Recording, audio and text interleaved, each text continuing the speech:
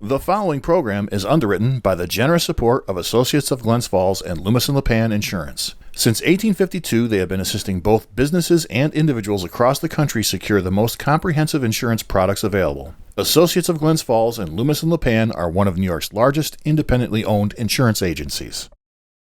Public affairs programming on Look TV is underwritten by the generous support of Pinnell's Restaurant, classic Italian-American food since 1922, and Stored Tech, technology solutions for computers, networks, and phone. Stored Tech, your technology, our passion. 1922, Babe Ruth debuts with the Yankees. WGY signs on air. Exterminator wins the Saratoga Cup, and Pinnell's Restaurant opens its doors for the very first time. For 5 generations, Pinnell's has been preparing delicious Italian food, served in a comfortable, home-like setting where everyone is welcome. 90 years of authentic Italian recipes, 90 years of the freshest ingredients, and 90 years of the finest classic Italian dishes, all made daily by hand. Pinnell's Italian Restaurant, a Saratoga dining tradition since 1922. Most cybersecurity firms deal only with prevention, the systems that block hackers and viruses. Stored Tech knows the root cause is actually good people doing bad things. So we offer a security training program which includes certifying all participants to show they understand the basics. Technology solutions for computers, networks, and phones. Stored Tech, your technology, our passion. Let me call the meeting to order. Good evening, everybody. It's the Town of Queensbury, regular town board meeting tonight. Good evening, everybody. It's the Town of Queensbury. And I'm going to mute yourself. I'm going to mute myself here. No, I am muted. Okay. I'm going to mute my laptop. There. And when I go to a public meeting, remind me to turn my laptop back on. All right. And it's May 18th, 2020. The time is about 7 p.m. And before we begin the regular agenda, if you would all please rise and join Councilperson Harrison Freer in saying the Pledge of Allegiance, that would be much appreciated.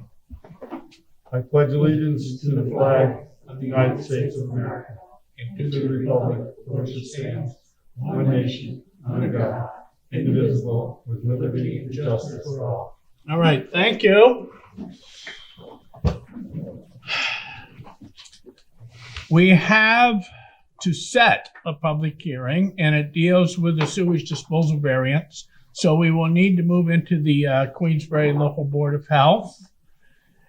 And so is there a motion to move into the Queensbury Local Board of Health? So moved. Moved by Councilperson Brown. Second. Seconded by Councilperson Freer. All those in favor of moving into the Queensbury Local Board of Health, please signify by saying aye. Aye. Aye, it's unanimous. We're into the Queensbury Local Board of Health. Our first and only item, please, Rose. This is a resolution setting a public hearing on sewage disposal variance application of James and Patricia Round. All right, I see Tom Center's on, but I don't think we need anything from him today. This is to set a public hearing. It's for James and Patricia Round. They live on 34 Pershing Road. Their Elgin drain is in failure.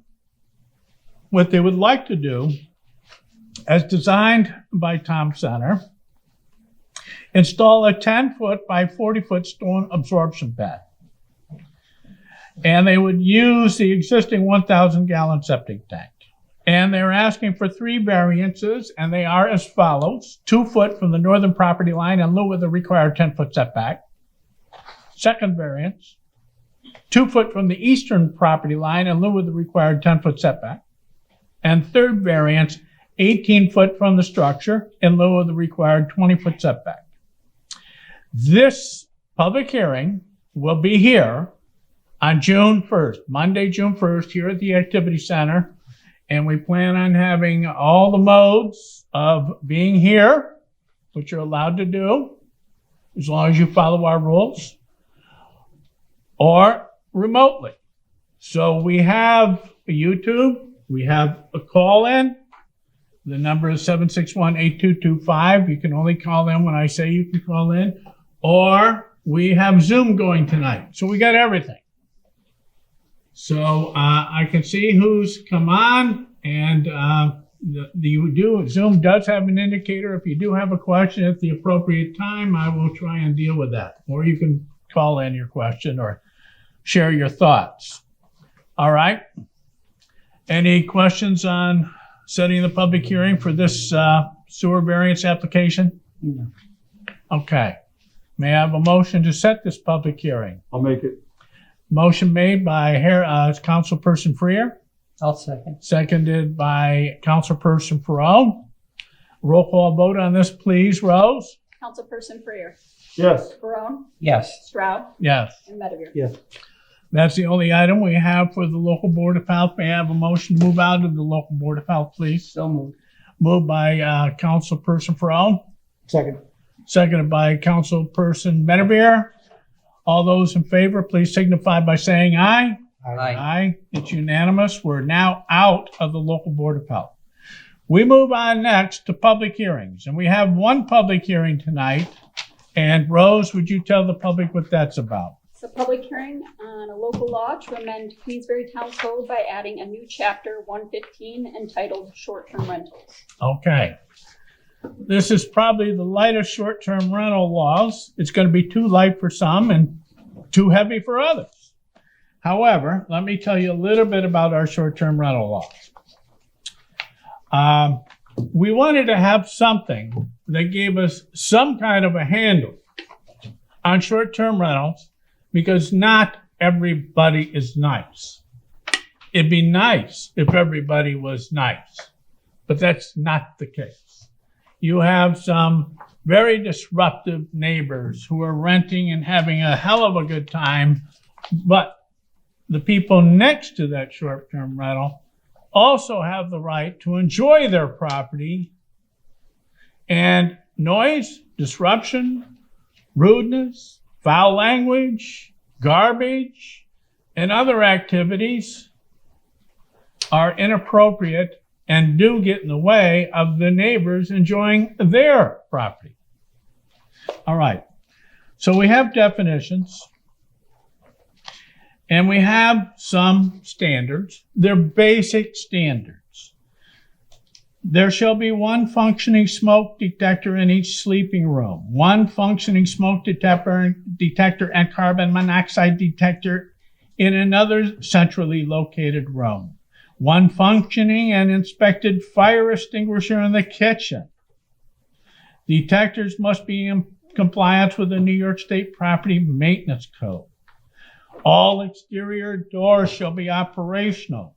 Passageways to such doors shall be freely accessible and unobstructed. Electrical systems shall be serviceable with no visible defects or unsafe conditions. Fireplaces, fireplace inserts, fuel burning heaters, furnaces shall be vented and properly installed, and so forth. Each sleeping room shall have an exterior exit that opens directly to the outside or an emergency escape or rescue window which meets current state and town building code requirements. Number of vehicles permitted overnight is 1.5 vehicles per bedroom, rounded to the next whole number.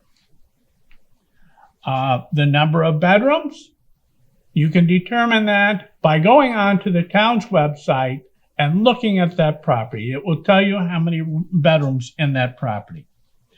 Overnight on-street parking is not allowed. Overnight on-street parking is not allowed.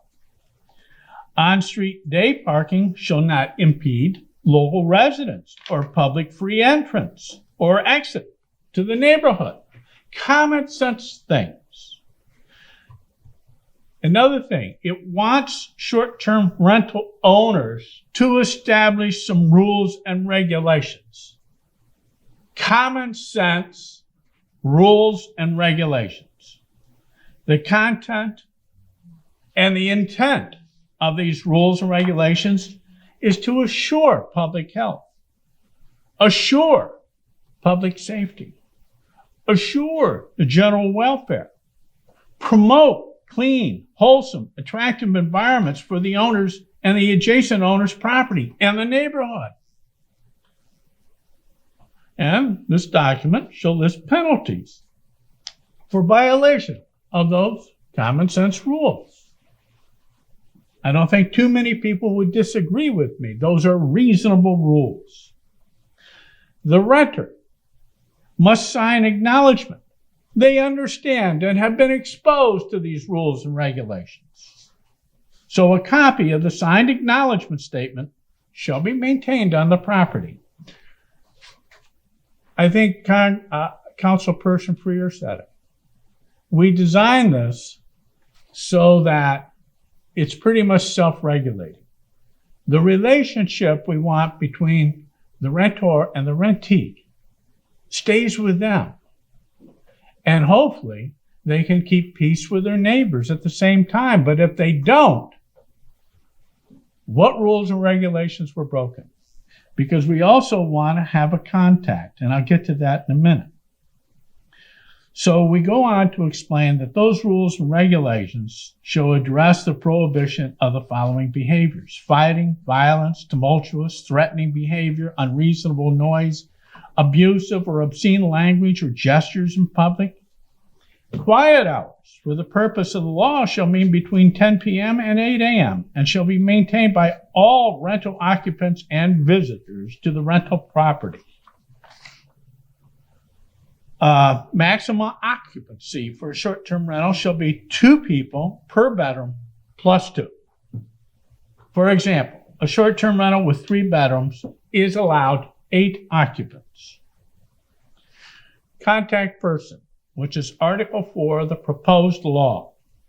The short-term rental owner must provide all owners of properties adjacent to the short-term rental with the name, address, and telephone number of a contact person or entity, if it's a firm. And such contact person or entity must be able to address any complaint received regarding the short-term rental within 1 hour of receiving the complaint. The contact person or entity must document all complaints and responses and submit them to the town within 24 hours. A copy of the contact person or entity name, address, phone number shall be maintained on the property and made immediately available upon request from law enforcement officers or town building and codes personnel. And then it gets into penalties. Okay? So that's the meat, not much more, not much less, of what we're proposing in our short-term rental. We originally started talking about fees and permits and on-site inspections. We decided not to go there. You didn't see any fees. You didn't see any on-site inspections, only when there's a problem. And some people, I don't like the inspection. Listen, it's only when there's a problem. And if there's a problem and you didn't take care of it, then we'll get involved. But if you can take care of it, you are the owner of the property. Fine, good. So, this is keeping it simple. Right, Harrison? So, any thoughts on behalf of town board members before I open the public hearing on this proposed law? I think you said it all, John. Okay. Rose, we do have a comment from one emailer. Yes. Would you please read that into the record? Yes, we received written correspondence from Peg Markert today, May 18th. It says, we are writing to express our objection to the proposed new Chapter 115 short-term rentals, which is to be presented at a public meeting this evening, May 18th, 2020. We'd be affected by the change because we rent out our Cleverdale home, summer only, to tenants who've been with us for at least 15 years. Firstly, we do not know how you can possibly consider this a public meeting when the public truly cannot attend. This seems very unfair on its face. Secondly, the timing is just plain awful. Not only does it come at a time when both landlords and tenants alike are still trying to figure out how rentals will work in the middle of a pandemic, but that aside, it's also coming exactly 1 week before Memorial Day, a time that's always been thought of as the beginning of summer rental season. At this point in time, 2020 summer rents and leases have been long ago negotiated and signed by both landlords and tenants. And this change, if it goes into effect immediately, would require all parties to go back to the drawing board, rewrite the leases, and possibly make adjustments to the rents to accommodate the additional paperwork and just plain hassle created by the proposal. Please consider tabling this issue for now and reopen it at a time in the future when you can conduct a truly public hearing to give those people affected a chance to express their opinion in person. Seriously, both landlords and tenants have enough to deal with right now without having to deal with the last minute change in rental conditions and terms. Not to mention what this will do to the local economy, as visitors to the area will find fewer and fewer homeowners willing to rent out their space. Peg and John Markert. All right, thank you, Rose. So the public is going to be able to convey their ideas about this matter, if you so choose, in 3 ways. And I want to do them in this order. We do have people present who may wish to have something to say about the short-term rental law being proposed. I will give them the opportunity to do that. There is a microphone. There is cleaning wipes. If you do touch something, clean it up on retreating. Otherwise, if you come up and speak at the podium, that's why I set up the podium. You can go and speak and not really touch anything. You're going to be fine. We're going to be fine. If you're more comfortable with a mask, feel free. But we are keeping our social distancing for everyone here. But that is your comfort level. Second, I want to do call-ins. When I'm done with the on-site public, we'll allow call-ins. I will announce that time and I will repeat the phone number and we'll give the call-ins an opportunity. Third, those people who are watching this evening on Zoom, there is an indicator for you to tell me if you're interested in speaking, and I will give you that opportunity. But I want to do that in this order. So first of all, the on-site people.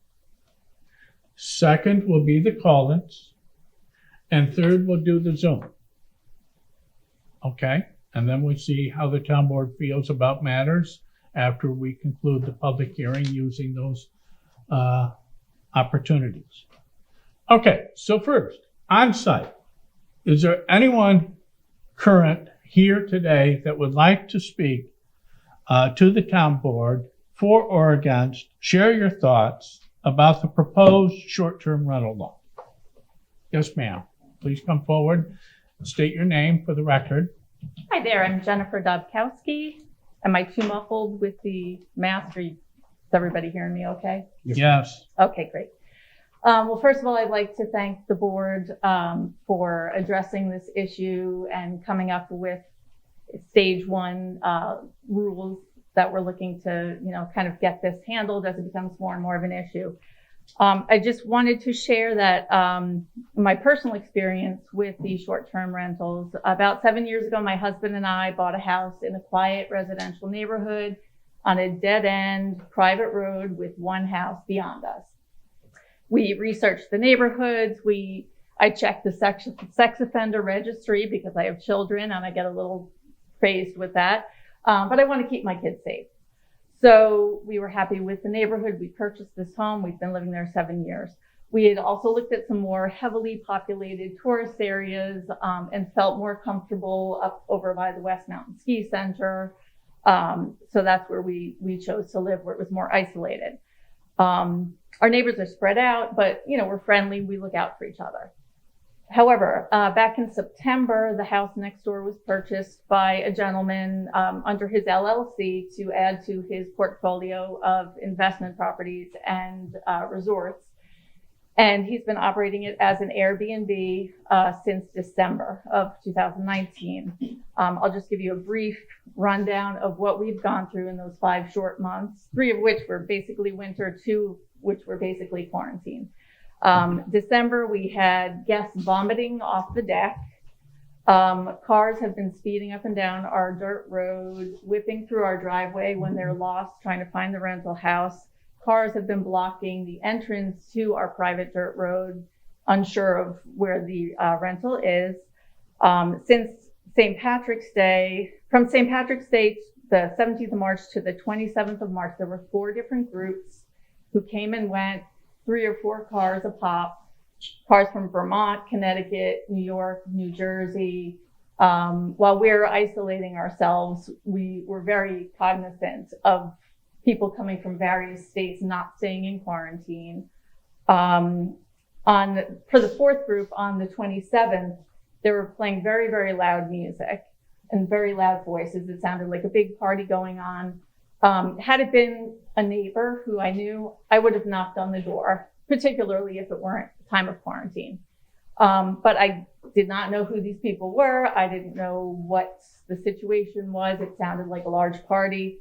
Long story short, my husband sent a text to the owner at 11:30 at night, didn't hear back. Sent a text at 2 a.m., didn't hear back. The music continued. My 6-year-old came up at 2 a.m. to ask what the music was. 2:30, my husband called the owner, did not have a response. 3 o'clock, called Airbnb. Then we proceeded to hear acts of intercourse outside through our bedroom window, which was closed. Finally, the owner texted after being contacted by Airbnb, and he was over in about half an hour and knocked on the door. We could hear him from our bedroom. And he got them to stop with the music, but the voices continued past 4 a.m. The owner admitted to us this should not happen a single time, and it wasn't acceptable. So that situation was behind us, but we lost our night's sleep. He told us that was the last group coming until May because of the pandemic. However, in April, a car arrived from Florida. A woman, a few days later, was walking her dog on my property, which I co-own with the owner of the property, the Airbnb. My husband just asked her nicely to put the dog on a leash because we're trying to keep him isolated with a lung disease that he has, and we didn't want the dog coming over onto our solely owned property. She responded very rudely, and as you mentioned, there are rude people, unfortunately. A week later, a car from Ohio showed up. And then on one of the few nice days we had in April, I had my kids outside, and I sat in the hammock, was reading a book. My kids went in, the woman starts walking again on this piece of property that we co-own. In the interim, the owner had texted us because the woman complained that my husband asked her to leash her dog. He texted my husband, said there were signs up in the house, which the woman ignored, and she knew she wasn't supposed to walk on the road. So I'm there in my hammock. It was April 23rd. I asked her, I said, ma'am, could you please put your dog on a leash? She proceeded to start yelling at me. I said, ma'am, I'm just asking you to put the dog on a leash. So I was left to police and monitor the situation. My kids came out. She started cursing me out, called me a hoe bag. I felt extremely threatened.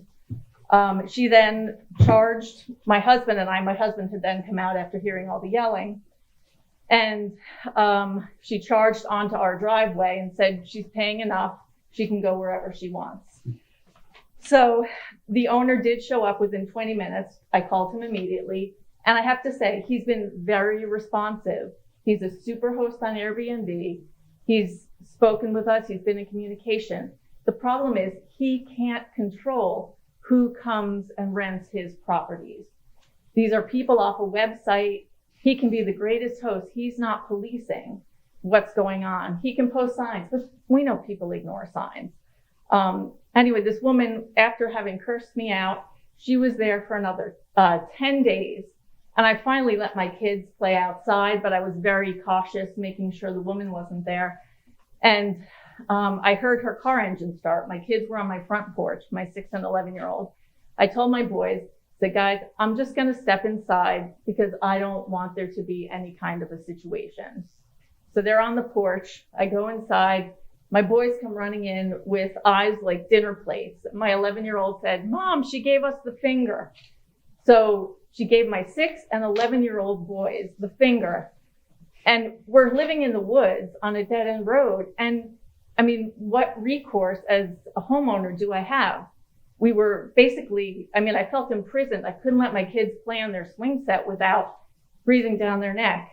Anyway, so that was that situation. Next group was fine.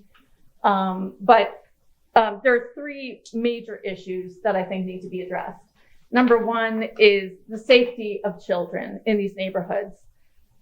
I only can speak to the Airbnb platform because that's all I've really dealt with. But when a person makes a reservation through Airbnb, that person cannot be a sex offender or a felon, is my understanding. But the house next door to me can have up to 10 people. So the 9 other individuals who did not click the reservation on the internet, there's no registration that these people have. And that makes me very concerned as a parent. I don't know who's coming and going, and whoever's coming and going is changing every 2-3 days, in this case of the nasty lady, a month. And with the quiet hour situation, my kids go to bed fairly early. So I would request personally that if we were going to have quiet hours, they would start at 8 p.m. during the school year. People on vacation tend to be a little more boisterous in my experience. So an 8 p.m. quiet time, especially in a quiet neighborhood, would be helpful. And also Airbnbs in North America have had over 70 shootings in the last 12 months. That's just about, I believe that's more than what there was in 2018 in schools. And we look at everything that's been done in schools to protect children from this, serious issue. But there's really no way to monitor who's coming and going. And you buy a home in a neighborhood and, you control whatever factors you can. But when there's a constant rotation of strangers, you can't let your kids just play in the yard without being concerned. So that's issue one, the safety of the kids. Issue two is the loss of privacy.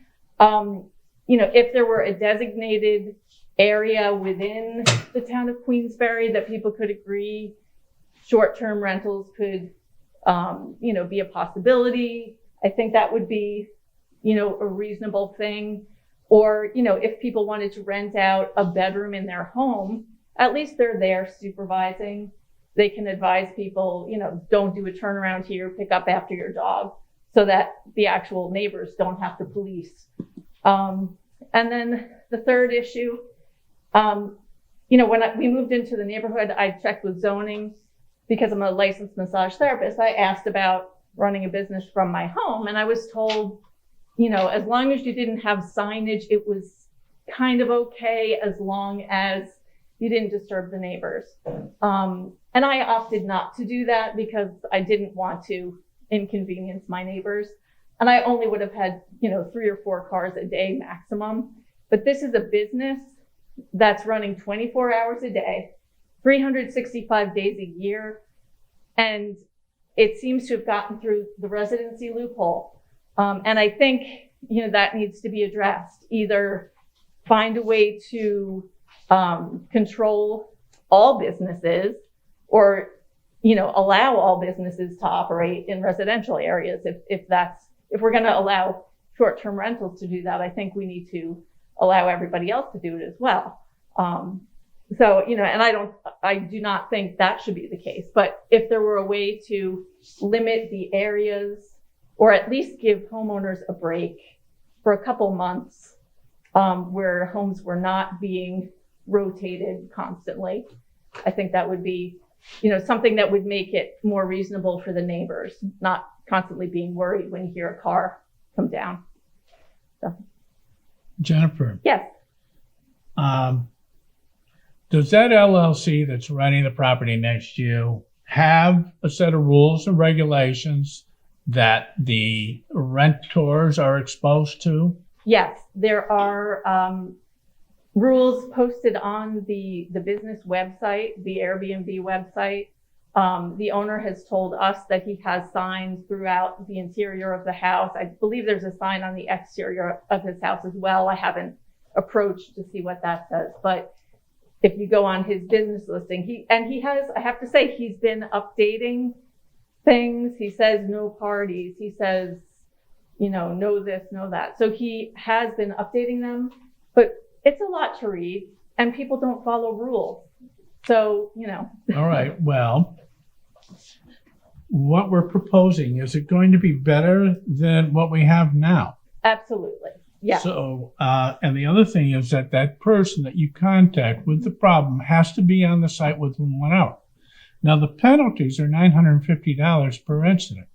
So that should have a little bit of a bite with this individual and make sure that they respond more efficiently to your concerns. I agree. And I think all your concerns are legitimate. Mm-hmm.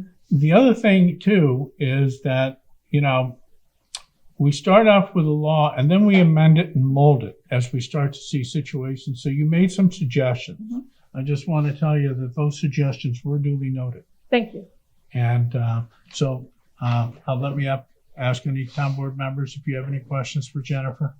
No, but again, very good afterthought in terms of what you saw in our law, and adding some of your thoughts and ideas of what you experienced will help us in the long run. Thank you. And if I can just add, in terms of the safety issue, I think there has to be something in place when, particularly if a child is harassed, to have an immediate eviction and a very substantial fine or penalty for the homeowner as well as the resident guest. And I don't blame you for your concern. If I had kids next to a short-term rental, I would be very concerned too. Yes, I am. I Thank you. understand. So John, my comment is that I don't believe we have anything in this dealing with pets, but we'll have to circle back and see what our broader pet policy is. And then clearly there's, threatening is already covered, whether you're a short-term owner or not. So Well, it's like we'll have to balance that. it's a property transfer law too. How many times have we amended that since we first adopted it? We've amended it 3 or 4 or 5 times. Right. Yeah, so, what we have can be improved. But, the question comes, should we start with something? Well, no, because we have a leash law and we have you have to pick up your dog law. It's already there. Right, Well, that's what I'm saying. so- we can reference it maybe, We but don't have a leash law. Sure we do. No, our dog control law says that the dog must be under control by the owner at all times. That's what it says. well, that's something for us, I think, to discuss, whether we need it specifically, Yeah. something about pets in here or not. You bring up a good point. Park and Rec have adopted some rules, but it's not a town law. I guess I read somewhere Well, where you probably did with the Rush Pond Park and things like that. Dogs have to be leashed. I thought it was. Well, that's a Park and Rec rule. Thanks, Jennifer. Thank you very much. Thank you for all All coming. right, thank you, very Jennifer. much. Appreciate it.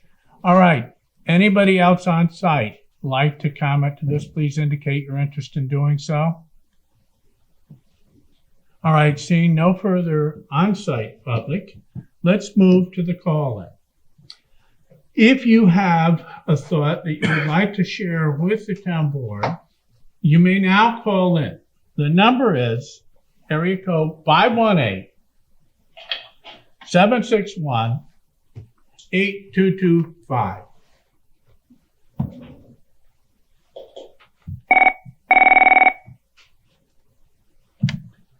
Hello, I see George Pencil come up. That's me. All right, Mr. Pencil, share your thoughts with the town board on our short-term rental law. Well, I'm really in favor of public safety. I'm in favor of. Can I go now? Yeah, you're being recorded. I'm very much in favor of public safety. I think that, we have laws in place and codes in place. And I would say that, yes, all renters should meet those standards and we should be making sure that's going on. But I feel like a lot of what's in here are laws and rules that should apply to everybody. And it's not applying to everybody. I mean, I live on Assembly Point and And Mr. Tony Medevere knows very well about Assembly Point and how narrow the roads are. And year-round residents and seasonal residents that aren't renting their homes are breaking these rules like crazy. Like on North Lane, there's a house that has cars all over the place on the street and garbage disposals on the opposite side of the street, so you could barely get through North Lane half the time. And then when we talk about behavior of people, people have to obey the laws and be respectful of other people. We all know that. And to think that a person that rents a place is responsible for the actions of other people and needs to be available 1 hour from the point in time there's a complaint, who's going to enforce these rules? Really? Who's going to say this really happened? Who's going to be enforcing this? Well, these are a lot of what I just heard in favor of these types of rules were complaints that I would have called the cops many times over if stuff like this was going on near my house, whether it's a rental or whatever it is. So, I'm in favor of some regulation, but I think we're going overboard when we're creating neighbors as cops, and now we're going to send them out, and they're going to say, okay, you're going to police this, and the neighbors are going to call, and the neighbors are going to be saying this happened or that happened, and who's going to prove this stuff? Who's going to actually be behind it? I don't think we have the enforcement capabilities for this, and I don't really believe that. I think we should be calling the police when there's trouble. That's what we pay taxes for, police protection. So I'm going to leave you with this. I believe in public safety. I believe that we're in extreme times right now with the virus, that we have to protect people. There may be some regulations we need, but I think we're getting overboard talking about the behavioral type stuff that you've got in this. And I'd like to see you look at this and make some changes here. Thank you. Mr. Pencil, could you wait and see if any town board member has a question for you? Anybody? Sure. All right. So, John, Yes. ask him, if 1 hour is not good, what would he be satisfied with for a response time? Councilperson Freer wants to know that if 1 hour of response time is not sufficient, what do you suggest? Mr. Pencil? All right. Well, I really don't believe that the tenant has responsibility for poor behavior of other people in the world. Those people are responsible for their own behaviors. And therefore, the public law comes into effect. If you think we need to have quiet hours, it applies to everybody. Oh, by the way, in Sandy Bay, we're having people non-social distancing in boats and rafting on Saturdays now, with loud music being played all afternoon. Whether you like it or not, you're going to be listening to it because it's been taking place for the past, I don't know how long. So, and this activity is not being created by tenants. This is activity of year-round residents here. It's ridiculous. And in fact, I even saw patrol boats in there watching people rafting 2 weekends ago, and not social distancing. So, oh, I'm a resident here, and I'm being told that, we rent a property in Rockhurst, but you know, how often that we have to tolerate fireworks going off at 2 o'clock in the morning and all that stuff going on.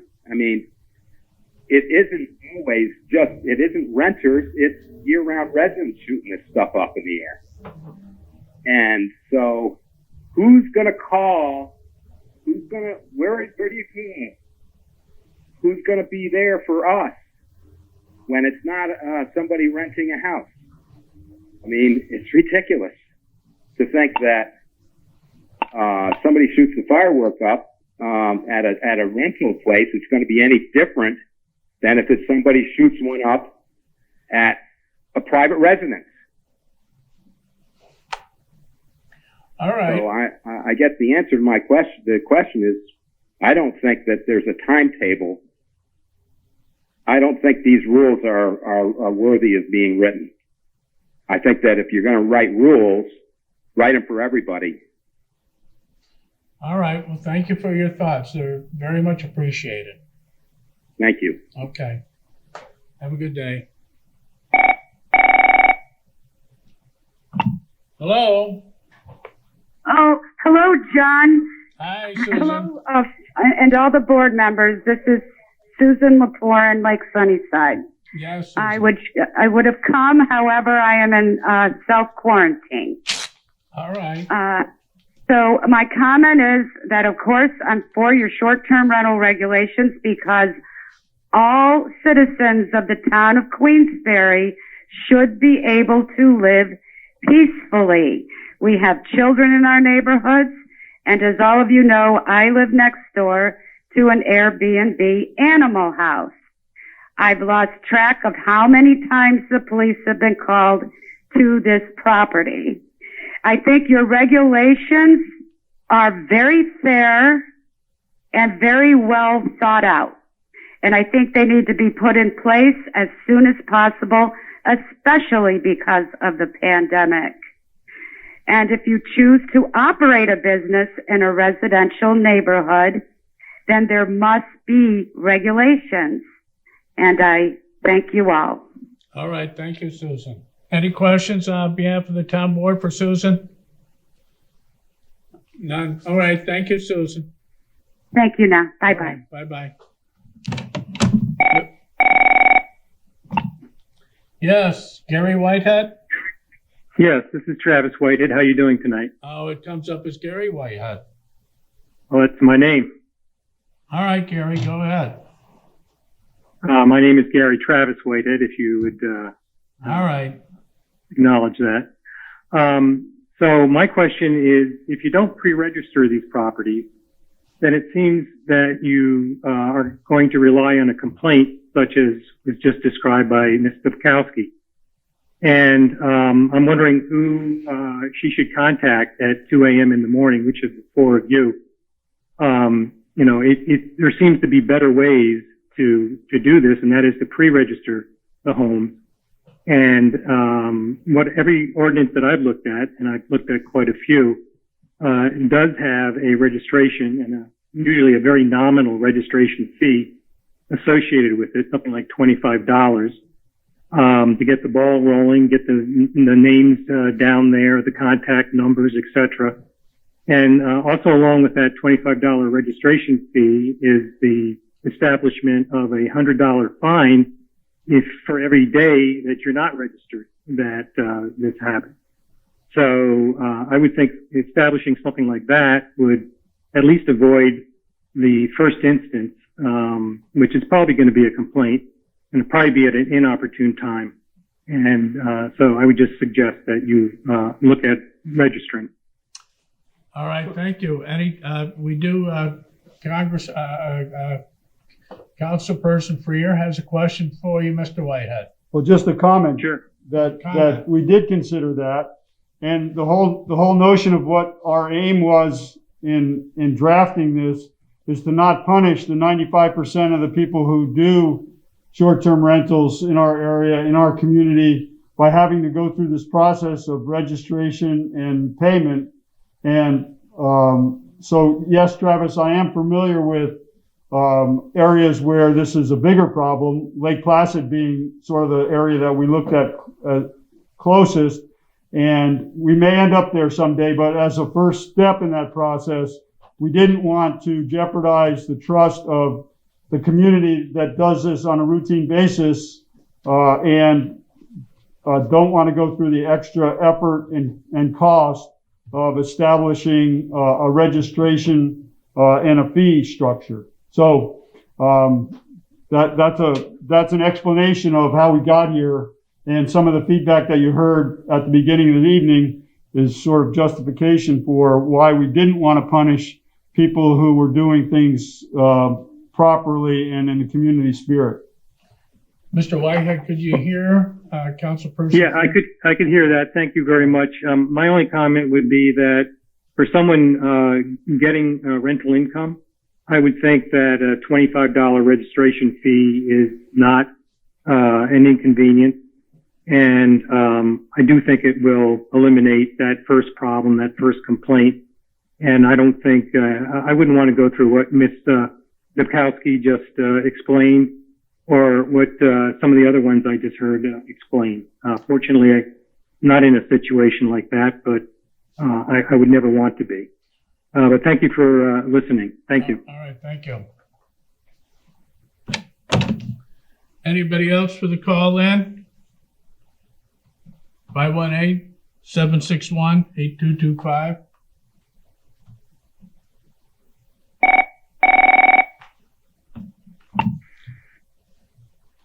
Yes, Mr. Dubowski?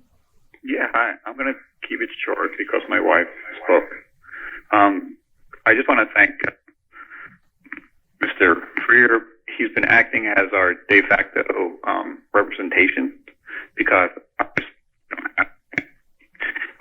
in the seat that has been abandoned. So I want to thank him personally. He's been very open in hearing our suggestions. And, you know, I gave him a list that maybe in the future should be looked at. But I want to thank the board for taking this first step. And sometimes you have to put your finger in the hole in the dam before the big engineers come and do the big fix. So I'm kind of pleading with you guys, just please take that first step forward. Everyone has a lot of great suggestions on how to improve this bill, but you can't get it improved until it's passed first. So I just want to let you know, thank you to the town board for moving forward with it. All right, Mr. Dubkowski, I'm sorry. Your first name, if my memory serves me, is Tom? James. James. All right, thank you. Thank you. Any town board member have questions for James? All right, thank you for calling, James, and sharing your ideas. All right. Anybody else? 761-8225. We're taking your thoughts on our proposed short-term rental law.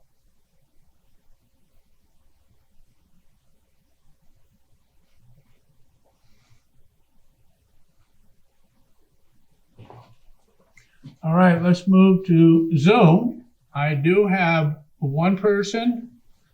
No, that person just left. I see no one who is currently on Zoom are sharing any thoughts, or I don't see a hand up. Yes, Travis. Travis, do you want to talk again? With Tricia Freer. Tricia Freer. Tricia Freer, can you hear me? Do you have to unmute, John? Okay. Yes. Can you hear me? Yes, we can, Tricia. I stayed on the line because I wanted to see if we could make this work. All right. And Can you hear me? yes, we hear you. Do you have any thoughts on the proposed short-term rental law? I am in favor of this short-term rental law. We have been renting a property on the east side of Lake George for about 15 years, and this only makes the lease and the contract that we do send out to our renters enforceable, and it just gives me a sense that the community is behind people who do have to rent their homes for short term. My comments are geared more to the specifics in the law. And in your Article 3, Part A, you have a smoke detector in every bedroom, and I think that may have come from being a hotel has smoke detectors in every room. When you have a home, that to me seems a bit excessive, and I would like to see that put at a minimum of 2. Also, in Article 3, Part F, you have the number of vehicles as 1.5, and as it was brought up by a number of people who have properties on the east side of the lake, the roads there are very narrow, and parking along the side of the road causes worse congestion. So my recommendation would be 1 vehicle per bedroom. It's written now as 1.5 per bedroom. I'm just going into the law's recommendations because I think this should go into effect. I think as Jim, who just was on, said, we have to start somewhere, and this is a good start. It's kind of like your transfer law. You started and you had public hearings, and it's not to penalize anyone. It's just to make the community better. And I totally agree on the maximum capacity, 2 over the bedrooms. And then, but I did feel in our for your contact, your turnaround time was a little kind of crunch, because I know that sometimes it's been very hard for a tenant to get a hold of me when things are going right or there's something that happens at the house in and out. So I would say that you have to give the homeowner a little bit of leeway on that, because sometimes we just aren't there to get phone call. But I agree with going forward with this law. All right. Any questions from the town board for Mrs. Freer? All right, Trish, thank you. You're welcome. Good evening. You too. Bye-bye. All right.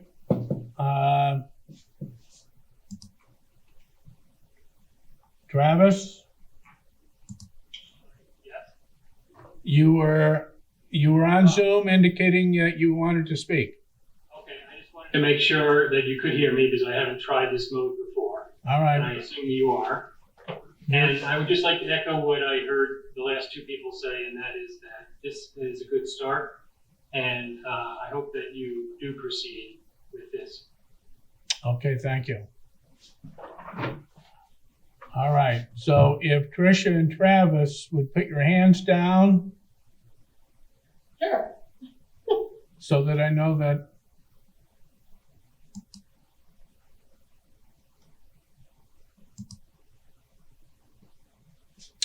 Okay. I don't see anybody else on Zoom wishing to speak. If you do, put your little hand up there.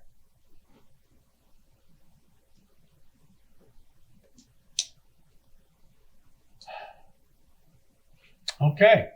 Woman in the back raised her hand. Ma'am. Yes. I just had a question. You have to come up to the. Yes. And identify yourself, please. Susan Beadle. Yes. Hi, my name is Sue Beadle, and I just had a question. Am I correct in that you are going to require the owner to notify neighbors if they're renting out the property on Airbnb? Yes, the adjacent neighbors should know the contact person if there's a problem. Who will the contact person be? The neighbors have a right to have that information. Mm-hmm. And if they have a problem, they'll contact the person. And according to the way the law is written now, they have 1 hour to respond to the situation. Right. All right. So, but I guess my question is, what is the adjacent property? Like where I live, the people live above me. Well, so they're not really adjacent to me because there's a green space between us. Now, it'd be that we'd have to go to Dick Birch and we'd have to go with a Greenwood. Okay. Yeah, because the 3 people around you. Yes. Okay. That's what we meant. Their properties abut yours. Because they have never contacted us that they are renting the property. And we've had the loud music, the loud voices. the fireworks in the dry summer. We'll see, now they have to, if Okay. we adopt it. Yes, so I would encourage you to support this bill because Okay, we need it. all All right, right, thanks. thank you. All right. Anybody else? All right, call-ins, Zoom, present, anybody? I think we hit all the bases. All right. Thoughts on behalf of the town board, where we want to go? Anybody have any thoughts? I think we've had our share of the meetings talking about this. I think we've had this, now for a good year and a half, maybe close to 2. So I think the comments indicated that we should probably start with something, and this would be a good start. Thank you, George. Harrison? So, full disclosure, one of those persons was my wife. However, I am not associated with the property that she was addressing on Rockhurst.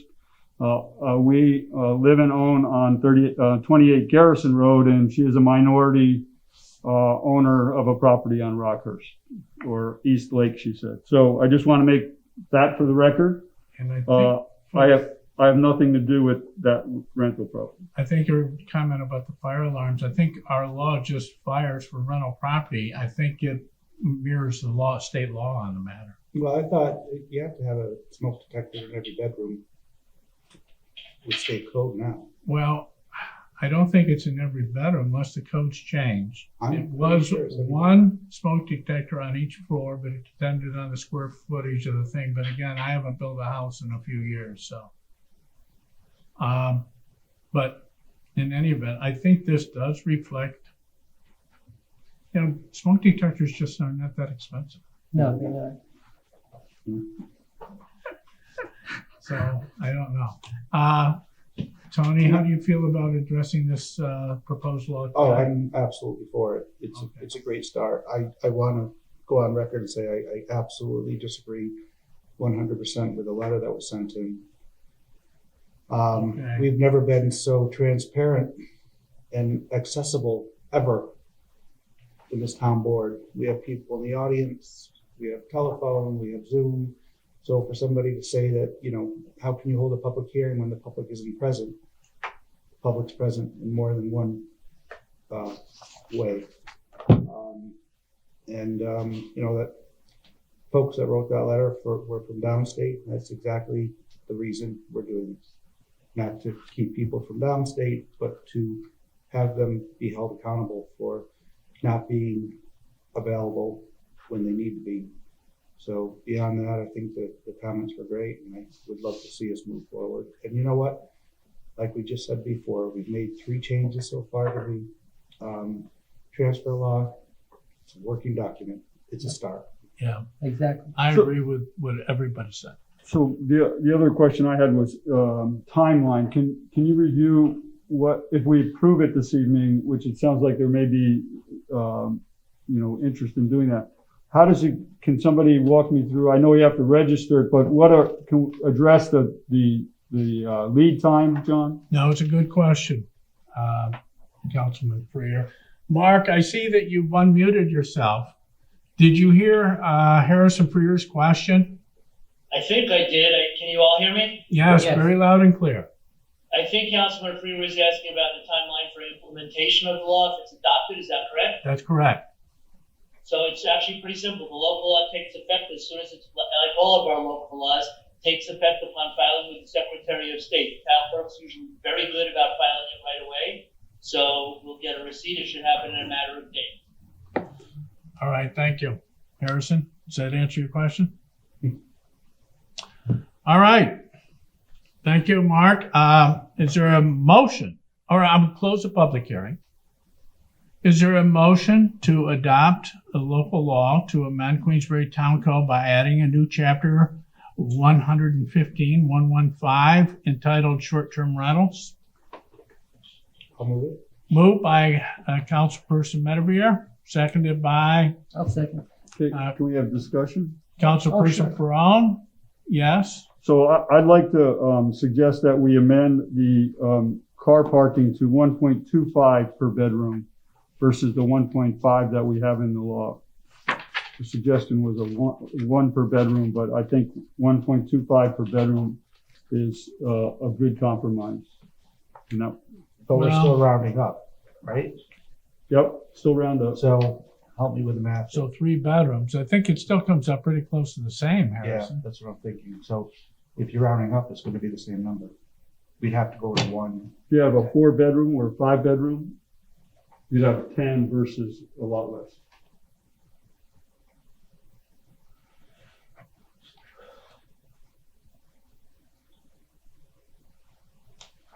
That's 1 extra car.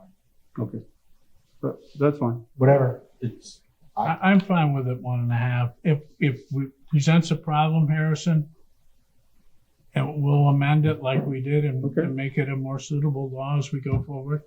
Good. I just think in order to make that effective, you really have to go down to 1-to-1. Yeah. I really do. You know what I'm saying? Well, I'd make that amendment if you would support it.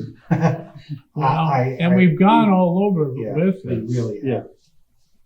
And so we came up with this as being, we've been on both sides, up and One of the down. sticking points, if you remember. Yeah, well, that's why I wanted to have a discussion. So Yeah, no, it's fair, that's fine. Let's see where it goes. Again, we're going to make a lot of changes to this. All right, so we're not amending it. There has been a motion to approve in a second. Roll call vote on this, please. Councilperson Stroud, Yes. Medevere, Yes. Freer, yes, and Ferrone. Yes. Short-term rental, see? 4 years. We do get things Get done. it done. so this goes back to the bi-weekly pay thing. That's right. All right, so that's it for public hearings. We now have resolutions. The town board has 11 resolutions before us tonight, and I will go through those 11 resolutions, explain them briefly, and if any member of the public, either on site or call in or Zoom, has any questions on any of the 11 resolutions that we have before us tonight, you're welcome to input that. If you have another town-related topic that you wish to talk about, this is not the time, but I will give you the opportunity to do that at the end of the meeting for generic general town topics. This portion of the meeting, however, deals with just the 11 resolutions before us tonight. So I will explain them after Rose introduces them. 4.1, please, Rose. This is a resolution supporting Glens Falls Hospital and endorsing its efforts to obtain reimbursement to offset costs related to the COVID-19 pandemic. All right. This is in support of Glens Falls Hospital. It's a nonprofit institution. It provides essential healthcare services for our town, our area, our 4 surrounding, even 5 surrounding counties. They employ many people in the town of Queensbury and elsewhere, Warren, Washington, Hamilton, Essex. They've been experiencing major financial challenges due to insufficient federal and state reimbursement programs, declines of patient volume. And Glens Falls and its vitality is important to the health of thousands of full-time residents living here in Queensbury, Lake George, and in the North Country throughout the year. So Glens Falls Hospital has led a coordinated regional response to COVID-19 pandemic, treating 40 COVID-19 positive patients at the time this was written anyways, and setting up and administering community testing sites at the hospital and a Warren County Municipal Center at which hundreds of people were tested, reactivating the closed hospital units to accept expected surge of patients, converting anesthesia machines to ventilators, building a UVC sterilization room to sterilize N95 masks, putting 3D printers to work, making face shields, acquiring new laboratory equipment to allow rapid testing for COVID-19, providing constant community information and education about the pandemic, and investing more than $5 million in those efforts. And whereas the hospital set up telemedicine services to serve non-COVID-19 patients who could not visit the hospital and see the medical providers because of COVID-19 restrictions, and quickly begun conducting 1,200 telemedicine visits a week. And whereas the hospital was forced to bear a revenue loss of approximately $27 million because of the ban on elective surgeries, only recently lifted, while also bearing the actual costs of preparing for expected surge in COVID-19 patients after having already sustained operating losses of $1.6 million in January, $3 million in operating in February, and an estimated $6 million in March as a result of the financial pressures forced to furlough more than 360 and as a result of financial pressure was forced to furlough more than 360 employees. And whereas the hospital is an indispensable institution that is vitally important to the health, well-being, economy, and future of the town of Queensbury and North Country region, now therefore be it resolved that the town of Queensbury, on behalf of the residents, visitors, and taxpayers of the town of Queensbury, hereby expresses its support and sincere appreciation to Glens Falls Hospital, its physicians, nurses, and staff of dedicated employees, many of whom live in the town of Queensbury, and be it further resolved that the town of Queensbury hereby endorses Glens Falls Hospital's ongoing efforts to obtain federal and state reimbursement to offset the costs it has borne in connection with the COVID-19 pandemic, and hereby employs the town's federal and state representatives to use their best efforts to secure federal and state funding to reimburse Glens Falls Hospital. And the last resolve, the town board authorizes and directs the town supervisor to send certified copies of this resolution to Governor Andrew Cuomo, Congressmember Elise Stefanik, Senators Charles Schumer and Kristen Gillibrand, and take such other and further actions as may be necessary to effectuate the terms of this resolution. 4.2, Resolution authorizing establishment of Quaker Road Sewer Main Replacement Capital Project, Fund Number 231. all right, this is part of the process, establishing capital project for replacing that line, the sewer line that we've had constant problem with. It's constantly been in the newspaper. You're aware of it. And this is just to establish a capital fund. 4.3, Resolution authorizing Marshall and Sterling Upstate, Inc. to ensure the town of Queensbury's New York State disability income replacement insurance with Shelter Point Life Insurance Company. all right, so Marshall and Sterling is the town's Queensbury general insurance agent, and as such solicited for quotations from insurers for the town's New York State disability coverage. And Marshall and Sterling is advising us that Shelter Point Life Insurance Company submitted the lowest responsible proposal. And that proposal is estimated to be $7,660, and it goes on to give the details of the coverage of that, such as employee count and so forth. So this is to approve what has been recommended to us by Marshall and Sterling for Shelter Point Life Insurance, and they're the lowest responsible proposal.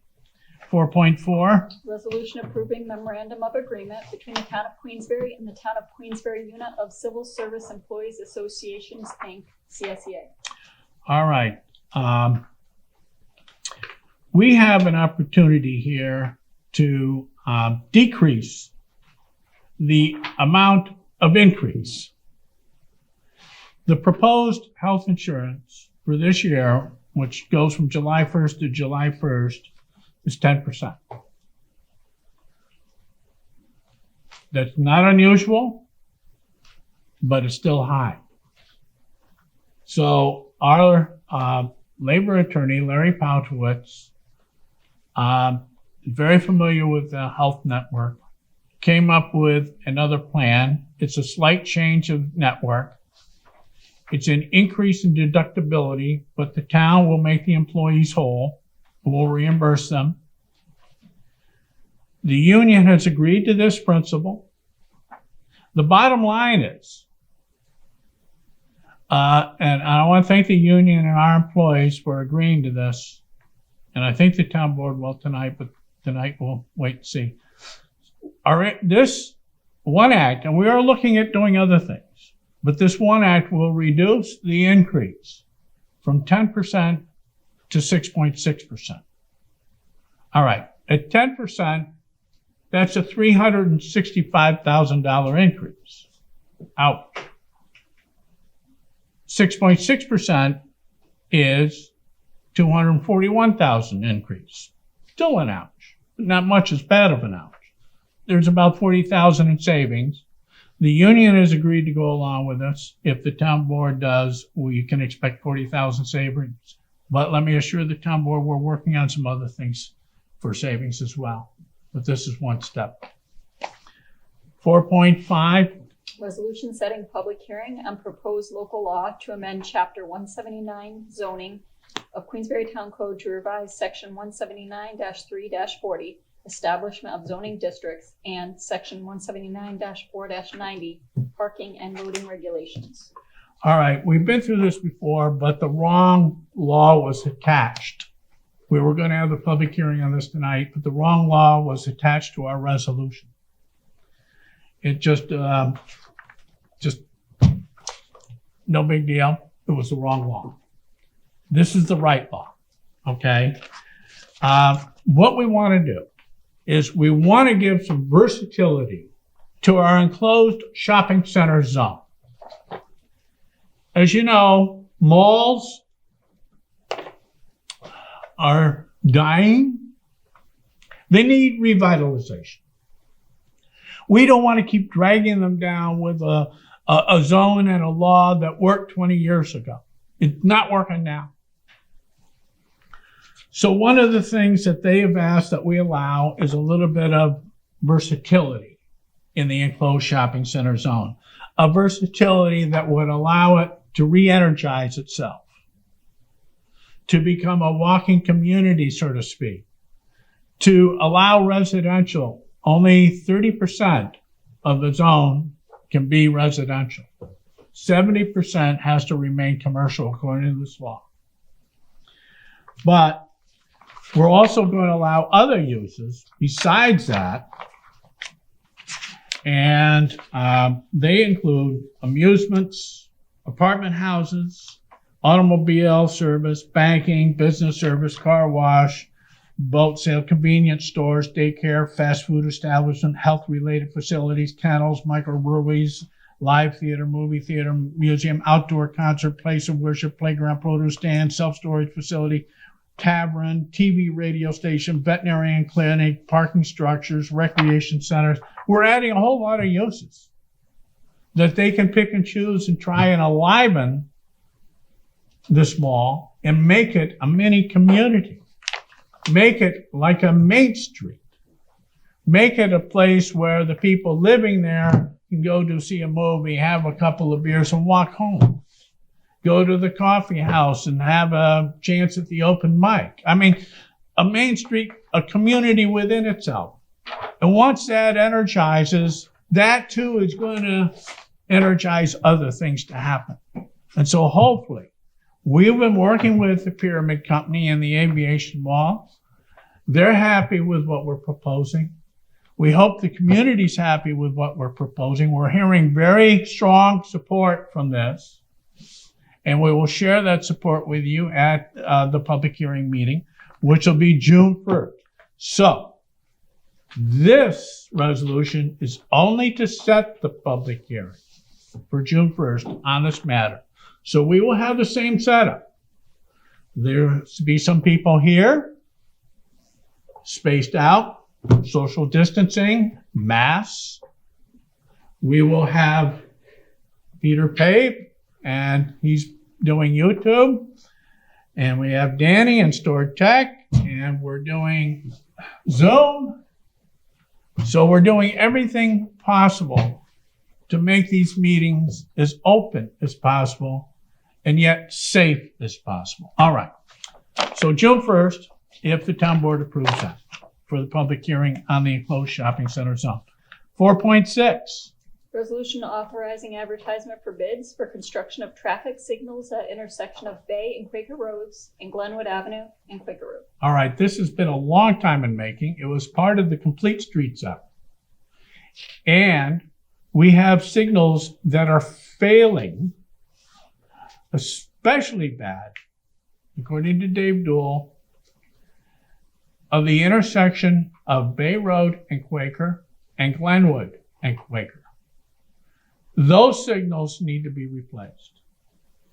So, working with the Complete Street concept, working with the public, we also want, at the same time, since we're going through the troubles to modernize the signals, and that by no ways gets in the way of having, as you know, we're looking at developing a smart corridor where traffic will be measured, traffic will be tuned to where traffic is, and we were awarded a grant money to do a study on that. That's forthcoming.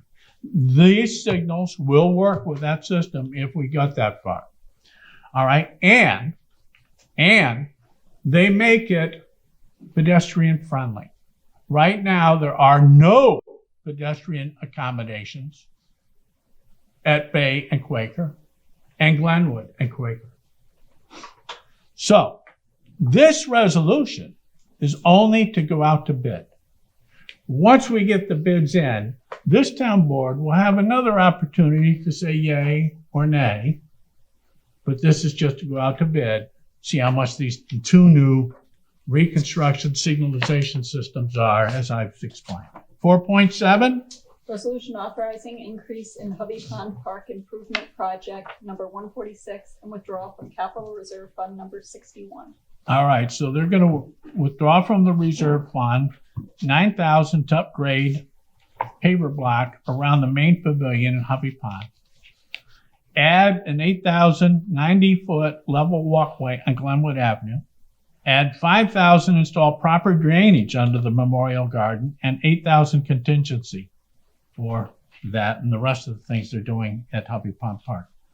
That's 4.7. 4.8. Resolution approving audit of bills warrant of May 18th, 2020.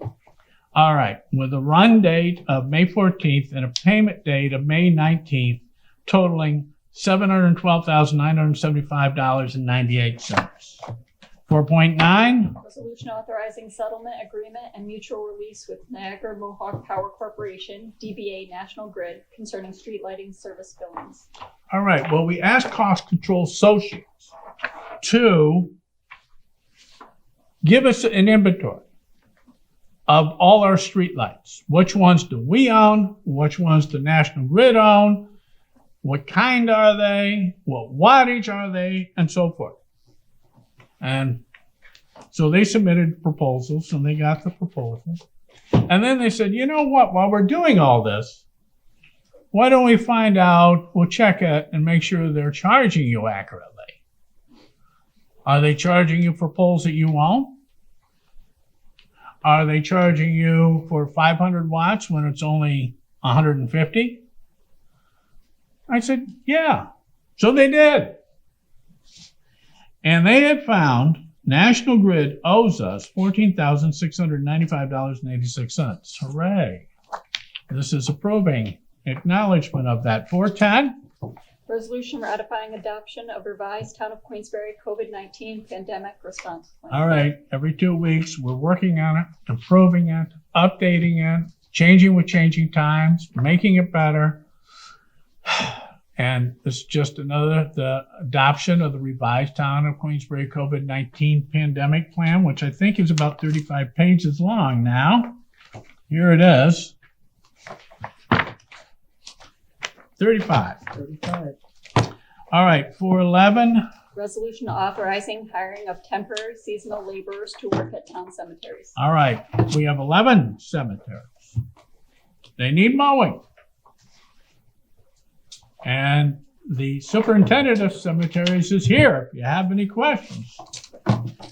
But she would like to hire Kyle Miller, Dakota Swan, and Michael Brunel as temporary seasonal laborers to work for the cemetery department, seasonal, from the middle of May starting.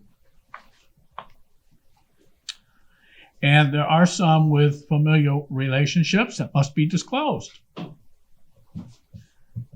Michael Brunel, am I saying it right? Michael Brunel is the son of cemetery laborer Michael Brunel, but spelled differently. M-Y-K-A-L. All right, so that has to be disclosed. So those are the 11 resolutions before the town board tonight. Before I open it to the public hearing, any thoughts on the town board? Just to say that the light on Bay Road or on Quaker that we're talking about in Glenwood and Hovey Pond, I'm glad that Steve was able to sort of incorporate that. So we'll have pedestrian-friendly access to the park easier from north, and hopefully that will end the sort of amendment that he did there. So I think those two are really synergistic in terms of, and I thank those guys for working through that. Yeah. And I saw that you were working with Steve on that. Okay, good. Anything else? All right. I'll open it to the public. Any member of the public present, and I'm going to do the same format. Public present, then call-ins, and then Zoom. So right now, public present. None of the public present is showing an interest in discussing any of the resolutions before us tonight. All right, call-ins. All right, any call-ins? And the number is 518-761-8225. Call-ins on any of the 11 resolutions before the town board tonight. Do you have any comments, thoughts? Call in. 761-8225.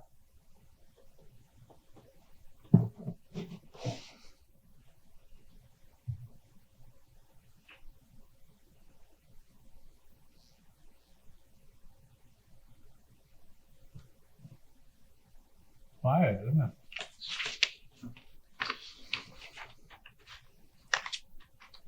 Okay, while we're waiting for call-ins, the town of Queensbury did receive another 2,000 masks. They come in packages of 5. And so if you're interested, each of the town board members are going to take some so that they can distribute to people that call them, and they do call them. Do you have any masks? And they will have some. They have some now. All right. Nobody's calling in. How about on Zoom? Raise your little hand on Zoom.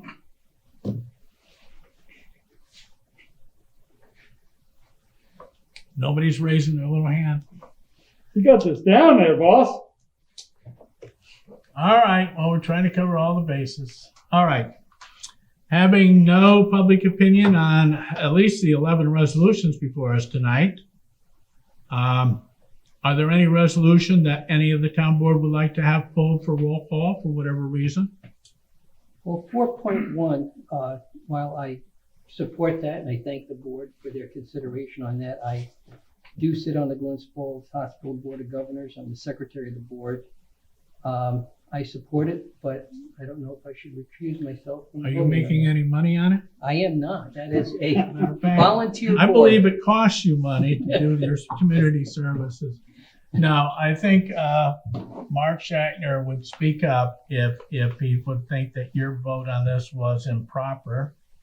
Mark Shatner is about to speak up. I think the disclosure is extremely appropriate, and I think recusal is not necessary. Not necessary. Thank you. All right, thank you, Mark. 4.4. 4.4 does not address any contracts moving forward at this time or renewals. It is my employer.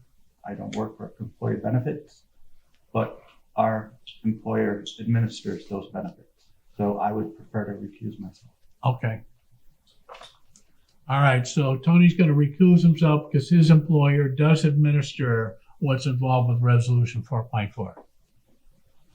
Any other things? So 4.4 is going to be a roll call vote. And it's the only one, right? All right. Would you do 4.4 first, Rose? Yes. Resolution approving memorandum of agreement between the town of Queensbury and the town of Queensbury Unit of Civil Service Employees Association, or the CSEA, in a matter that I had described. I'll move it. Moved by Councilman Ferone, Councilperson Ferone, seconded by I'll second. Councilperson Freer. A roll call vote on 4.4, please, Rose. Councilperson Stroud, Yes. Medivir abstain, Abstain. Freer, Yes. and Perron. Yes. All right, resolution passes. The remaining resolutions, 4.1, 4.2, 4.3, 4.5, 4.6, 4.7, 4.8, 4.9, 4.10, and 4.11. Motion to put those forward for approval. Moved by Councilperson Medivir, seconded by Councilperson Freer. Roll call vote on the remaining resolutions, please, Rose. Councilperson Medivir. Yes. Freer, Yes. Perron, Yes. and Stroud. Yes. All right, the remaining resolutions pass. Any correspondence? No correspondence. Privilege of the floor. Any member of the public, and we'll do it in the same format. I'll do on-site, then call-ins, and then Zoom. Anybody present wish to speak to the board about any town issue? None present. Call-in. Any call-ins? Wish to speak to the town board about any town issue? 761-8225, area code 518, 761-8225.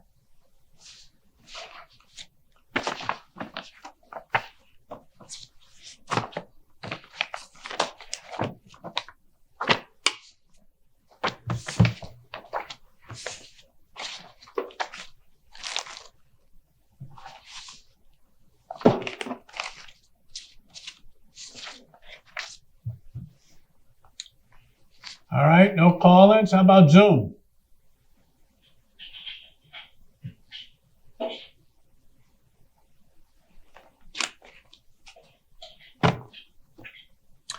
All right, no Zoom. Okay, let's go to town board discussions. George, let's start with you tonight. Okay, thank you.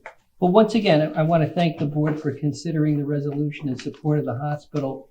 Some people might think, well, gee, why do we have to pass a resolution to support the hospital?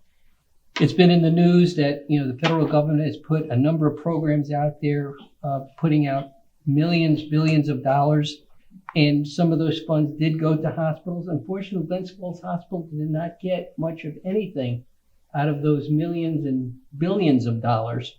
I think there was one that we got, I think, was $6 million from, and that maybe helps us cover one payroll. But outside of that, there are a lot of hospitals and healthcare organizations that got tens of millions of dollars, and unfortunately, we did not meet the criteria for those. So we're asking for these resolutions, and there was also a resolution at the county board last Friday supporting this as well. So I thank them as well, and our at-large county supervisors that represent Queensbury. But that's why we're going about doing this. So appreciate that. And the other thing, talking about Warren County, and I know we've mentioned that here before too, is I think the county passed a resolution for a $5 million cut in an austerity budget at the county. And again, I think we as a town need to think along those lines as well. I mean, I think we've got some projections of what we might not get in terms of sales tax and that, but I think we should prepare ourselves in case it's more than we think it's going to be. Yeah. You're right. And thank you for being on the board for the hospital and your community commitment. You have a long history of that, George. Yeah, thank you. And so do you.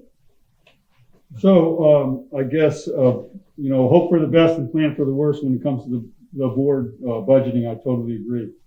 I'd like to thank the highway department for the great job they're doing picking up the extended lawn care products. Dave Dool and his team have done a wonderful job with the brush, and I commend them. I'd like to find a way to compost or recycle, or and there's people looking at that. So I hope that gets back on our to-do list. For those who aren't aware, the reason I'm wearing a mask is I'm trying to follow the latest guidance from the state when you've been suspected or encountered somebody that has tested positive for COVID-19. And the 3 steps involved in enhanced protection is to wear mask when you're in the public for the entire time that I'm either at work. The second is to get temperature taken, which I will take care of. And then the first actually is to make people aware that you're a suspect so that people can be extra cautious. So it's not because I'm trying to sell more Coca-Cola with my mask, but I do also want to continue to stress that when you're out in public and you can't maintain social distancing, that it's in everyone's best interest, yours, your neighbors, your family, the community, to be wearing a mask. I drove by a public, quasi-public activity yesterday, and there were 5 or 6 guys standing around, not social distancing as I could tell from the car. I don't think they were all the same family, and nobody was wearing a mask. So I'm sort of really stressing that it's in everybody's short-term and long-term interest to be wearing a mask when you can't maintain social distancing out in the public. All right, thank you. Thank you, Harrison. Tony? We had a little bit of Facebook criticism that, now is a great time to be paving our roads, and they weren't getting done. I had spoken to Dave Duell about this, ironically enough, the same day that we were being criticized, and the truth be told, the local pit to get our asphalt was not open. And Dave had actually, investigated driving down to Saratoga to get asphalt, but it was so cost ineffective, he decided not to. So not even 3 days later, they opened up the local pit, and the guys were out there filling in potholes. I spoke to a few of them as they were doing it and asked where they got the asphalt, and I said that they just opened the pit. I did reach out to the gentleman who made the comment. He was thrilled to death. He didn't understand, the whole idea of not having a local pit open, so he was thrilled to death. And they still have to fill in one pothole on Jenkinsville that my car unfortunately fell into the other day, and I thought I was going to have it towed out. But were they behind schedule this year? Do you know? Oh, they were. Okay, yeah. Big time. But I don't know, for whatever reason, they were not opening the pit, so they're behind. But they're out there now, full force. So you made a comment about the brush. They're doing a great job there. I know they've been very helpful to elderly residents, and these guys are working hard. Back to work. Speaking of back to work, we're starting to open up. Let's just do this very smartly, so we don't have to start closing things again. So talk about the mask. If I ever catch anybody throwing gloves in the parking lot, so help me God. It's not going to be pretty, but let's just do this smartly. All right, thank you, Tony. Yeah, I have just a few things. One is we had this request to Park and Rec, and Steve passed it on to me from Jason Thompson. And Jason Thompson says, hey, the people using the Rush Pond Trail are curious about the old car wreck and what's the story behind it there. So I typed out an answer. The car, and there's 2, the public doesn't know about the one that's down close to the shore of Little Rush Pond. It looks like a little rusted up Peugeot, but at this point it's hard to tell. In any event, they're talking about the one up closer to the trail that is quite visible from those passing by. And I said, that's an outdoor museum. An artifact that tells the story of that immediate area. In the mid-'60s, the Warren County Floyd Bennett Airfield's presence And that airfield dated back to 1919. And when I was going to school at Queensbury in the 60s, the airfield was still being used by an occasional private pilot. I used to see them land and take off. The airport was active. We, being teenagers, used the runways for other things, okay? We were young men in our mid-teens, and we all owned our own cars. Those were different days, okay? This is the early 60s. I was 14. I had my own car. It wasn't unusual for us in junior high and the beginning of high school to own our own cars. Queensbury was basically a pastoral world then. So both of the airport runways, although the east-west was favored, was used for drag racing and learning how to drive and a lot of other things. The second most popular activity was going into the fire break roads and bouncing up and down like crazy puppets. But that was fun. And, you know, Rush Pond Trail follows one of those fire break roads. And then possibly due to mechanic failure, but more likely from driver incompetence, an occasional vehicle went errant. And such appears to be the case for this Pontiac, or some people say Buick. You know, they were the same basic car except for the ornamentation, and that's been mostly gone. And its driver. I'm not aware of any serious injuries, thank goodness, as a result of these farm boy activities. And yes, I was right there. I lived at the top of Miller Hill. This is before the Northway. Route 9 was the major north-south route. We had horses, we had chickens, we had a farm. It's now the Sleep Inn. It's other things now. It's now Walmart. But that's where I grew up. All right. I'm not aware of any serious injuries as a result of these farm activities. In days prior to current artificial electronic social life, this was our fun. And folks asked me if that was my car. No, it wasn't. I owned a 52 baby blue Chevy Coupe, 3 on the column, straight line 6. And when I was 14, I rebuilt the carburetor. I was working on cars when I was 12. Those were the days when you did that kind of thing, and the cars were basic enough to do those kind of things. Today's cars are quite different.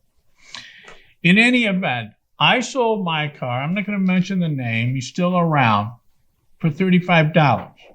He gave me $15, and he says, I'll give you the other $20 next week. He never gave me the $20. He still owes me the $20. Now, accounting for inflation, I want you to know, I'm going to say his initials, BS. I'm not going to say his last name, Barry. It's now $167, okay, with inflation. I just want you to know. He did overturn my car on the roof from taking, I heard, too sharp of a turn on the runway. So my car went sliding down the runway on its hood. He came out of it okay. I'm just was poor because of the whole thing. Now, so when I'm asked why that 1950s crashed in the woods old car wasn't removed, I say that's to keep it as a museum piece so that you folks ask me about its history and I get a chance to tell it. So Steve and Tony both like that story. All right, transfer stations are now open full-time. Ridge Road, 7:45 to 3:30, except on Saturday. And they're open Tuesday, Thursday, and Saturday. Saturday, they're only open till 3. Luzerne Road is Wednesday, Friday, and Saturday, 7:45 to 3:30.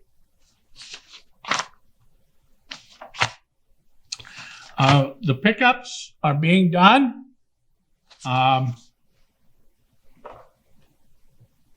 They're going to finish up Ward 2 this week and then start Ward 1 maybe this week or next week. No, they already started Ward 1. All right. Well, Dave was in today telling me they're going to finish up Ward 2, and that some crews have already started Ward 1. Okay. The census. You folks are doing a great job of going online and doing your census thing. Or you've got it in the mail, you filled it out and sent it in. It's a whole lot easier to do it online if you're connected. And Queensbury is something up like 62% now. That is fantastic. Keep up the good work. Thank you. And like I said, we do have more masks. If you want some, just call the town. What we'll do is you can call your ward representative and they'll make arrangements to get your mask to you. Or if you call the town, tell us how many you want, a reasonable number for whatever your situation is, and maybe your older parents that are living with you, whatever the case. We'll set them out and you just pick them up. We'll set them out at a time when it's convenient for you to pick them up. Just give us a call. All right. That's it for me, guys. Anything else? Hydrant flushing is still going on. Hydro flushing is still going on. If your water looks a little discolored, it's because we are flushing the hydrants. Thank you, George. Anything else, crew? All right. I'd like to thank our folks who are attending. Rose Mellon, thank you, Deputy Town Clerk. Our Town Council, Mark Shackner. Thank you. Have a good night, everybody. Thank you, Mark. Joel Barlow, Look TV, thank you. Peter Pate Productions, thank you. Danny Griffin from Stored Tech, thank you. And we'd like to thank our sponsor for Look TV, Stored Tech, and I think Glens Falls National, and as well as others. Thank you for sponsoring the town board meeting. Unless there's anything else, I'll entertain a motion to adjourn. Moved by Councilman Medevere, seconded by Councilperson Freer. All those in favor signify by saying aye. Aye. All right, folks. Thank you. We're adjourned. The following program is underwritten by the generous support of Associates of Glens Falls and Loomis & Lipan Insurance. Since 1852, they have been assisting both businesses and individuals across the country secure the most comprehensive insurance products available. Associates of Glens Falls and Loomis & Lipan are one of New York's largest independently owned insurance agencies. Public affairs programming on Look TV is underwritten by the generous support of Pinnell's Restaurant, classic Italian-American food since 1922, and Stored Tech, technology solutions for computers, networks, and phone. Stored Tech, your technology, our passion. 1922, Babe Ruth debuts with the Yankees. WGY signs on air. Exterminator wins the Saratoga Cup, and Pinnell's Restaurant opens its doors for the very first time. For 5 generations, Pinnell's has been preparing delicious Italian food, served in a comfortable, home-like setting where everyone is welcomed. 90 years of authentic Italian recipes, 90 years of the freshest ingredients, and 90 years of the finest classic Italian dishes, all made daily by hand. Pinnell's Italian Restaurant, a Saratoga dining tradition since 1922. Most cybersecurity firms deal only with prevention, the systems that block hackers and viruses. Stored Tech knows the root cause is actually good people doing bad things. So we offer a security training program which includes certifying all participants to show they understand the basics. Technology solutions for computers, networks, and phones. Stored Tech, your technology, our passion.